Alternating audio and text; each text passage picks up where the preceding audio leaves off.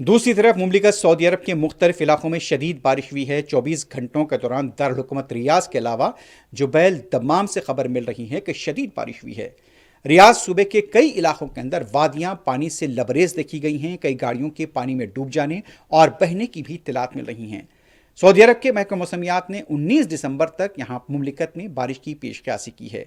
गुज़िश्ता 24 घंटों के दौरान और गुज़िश्ता रोज़ भी दारुल हुकूमत रियाज के अलावा दूसरे सूबों में भी शदीद बारिश की इत्तलात मिल रही हैं। दम्माम और जुबैल से भी इत्तला मिली है कि वहां पर भी शदीद बारिश हुई है। सड़कों पर झील का मंजर देखा गया है। कई ऐसे इलाके थे जहां पे जो नशेबी इलाके बताए गए हैं रियाज के, जुबैल और दम्माम के, वहां पर भी पानी देखा गया। कहीं कमर तक तो कहीं घुटनों तक पानी जमा देखा गया। गाड़ियां पानी में डूबी हुई नजर आई हैं।